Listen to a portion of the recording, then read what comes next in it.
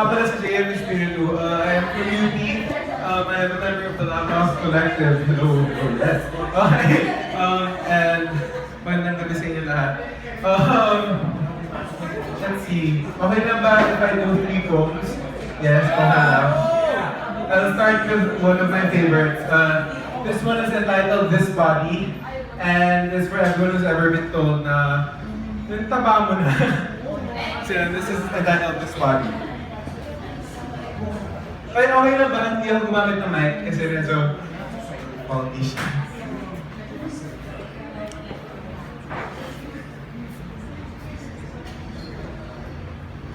This body will never tell you how many times it has tried to fit into molds built for smaller people if you ask it. How many times it has stuffed its curves into boxes labeled petite. It will answer back, but I don't know what you're talking about. Because mountains and hills do not bow down to sticks and branches. This body has a proud history. Handed down from generation to generation, this body is an heirloom. It is all that remains of its ancestors, the mighty warriors and healers of its clan. This body is an heirloom. But this generation has no need for old trinkets. It will cut down this body for having wide trunks and sturdy arms just as its father did before him. This generation will level the forests with their sharp tongue and their chainsaw insults. It will leave its remains in a box and label it hand-me-downs. This body will never tell you that it hurts, because it was taught to stay silent in the day and to heave only at night when no one else is listening. This body has learned its lesson. 4 ABCs and 1, 2, 3s. It has learned to pray as all good children must. It has learned to suffer in silence as a self-righteous scourge its back with their own self-hate. It was taught to understand that some people simply struggle with their lack of decency and humanity. It has learned to turn the other plump cheek as others spit in its face. This body has tried to understand. Just as it has tried everything else, this body has tried jogging and yoga and Pilates. This body has tried no rice, vegan, cranberry, fat flush. This body has tried not eating and eating but vomiting after and fainting from the hunger. This body will not tell you that, because the layers of fat have rendered it good at keeping secrets. This body has been told it is not beautiful, that the temple of the Holy Spirit is only for the skinny and fat.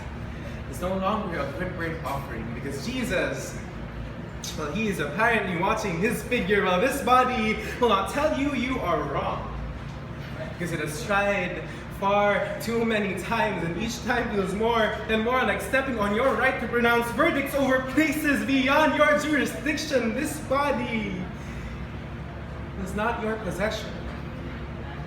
It is not your territory.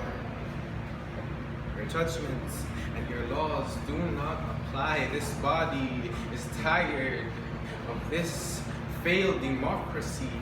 It is finally ready to fight for its independence.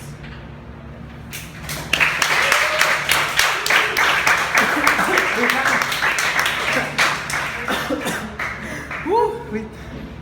So much Dory stuck in my throat. Before I go on to the next poem, can I share a song I heard in class today? Okay lang. Kung familiar kayo, sing along. Sobrang fun kasi Sesame Street siya nang galing. Video siya ng Sesame Street. Okay, so this is the song. A, B, C, D, E, F, G, H, I, J, K, L, M, N, O, Q, R, S, T, U, V, W, X, Y, and Z. Now I know my ABCs. Next time, won't you sing with me?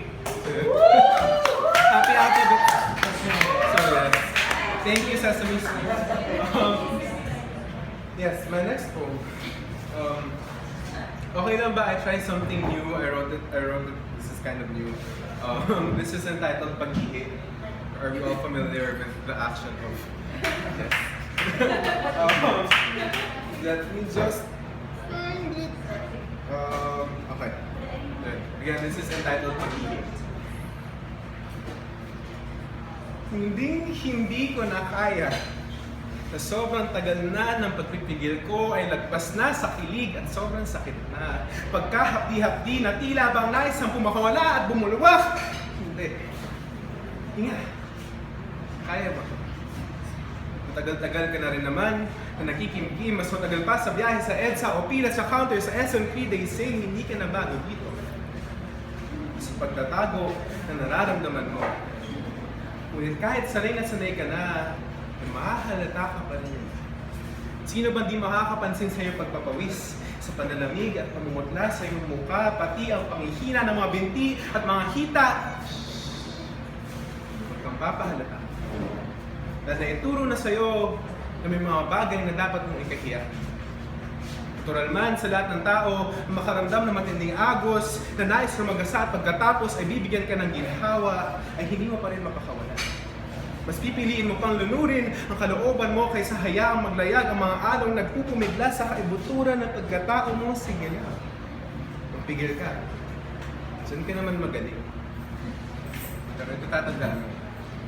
Habang nagpipigil ka, na maraming tao sa paligid mo ang nauuma.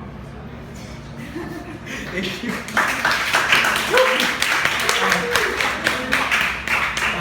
So I'm down to my last poem. Before I start my last poem, again, gusto lang i-plug yung spoken word poetry workshop ng the Loudmouth Collective. If you want more details, please like our Facebook page, facebook.com/loudmouth.ph, or approach people there. A very wonderful Jack over there. This last poem is what I usually end my set with because I love this poem. Yes. This poem is about that wonderful road, EDSA. Sino nakakaalam ng EDSA? Meron ba? Yes. Yes, that feeling na may forever talaga. This poem is again entitled EDSA.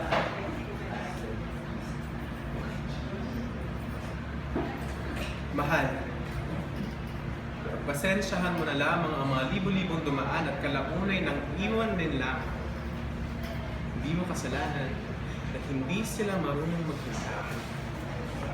Hindi mo kasalanan sa panahon ngayon ay bihira na lamang ang marunong magmahal ng pangmatagalan, at mas lalong hindi mo kasalanan na sadyang meron silang ibang paroroonan at ikaw na ginagawa na lamang nilang hakbangan patungo sa bisig na tuturingin nilang tahanan mahal. Hindi mo kasalanan na marami silang alam na paligoy-ligoy at pasikot-sikot at hindi ka nila kayang diretsohin na lang. Hindi mo kasalanan na sadyang nalulula sila sa kabuoang haba at lawak ng pagkatao mo sa bawat liko at akyat baba ng puso't isipan mo at utang na loob. Hindi mo kasalanan na masikip ka pa at ayaw mo pang paluwag. Lagi mo tatandaan na meron kang karapatan na maging kung sino ka man at hindi mo kailangan na magbago para lamang sa kanila. Mga manggagamit ng mga panghusga na walang ginawa kundi lait-laitin ang mga lubak-lubak at pitak-pitak sa asfalto at semento buo-buo sa pagkatapos. Huwag mo sinabibigyan ng lisensya na sagasaan ng puso mo dahil hindi mo sila kailangan. Dahil darating ang araw, may kakayanin ring baybayin at matututunan ring mahalin ang kahabaan ng kawalang kahangganan mo na satsagain ang traffic sa isipan mo at pupunuin ang mga kalsada at eskinita ng puso mo na siseryosohin ang mga stoplight mo at tutuloy lang pag sinabi mong go na paninindigan na walang pa U-turn pagdating sa'yo kaya mahal. Matuto ka lang maghintay. And again, thank you everyone for coming. And And please like our page. Please look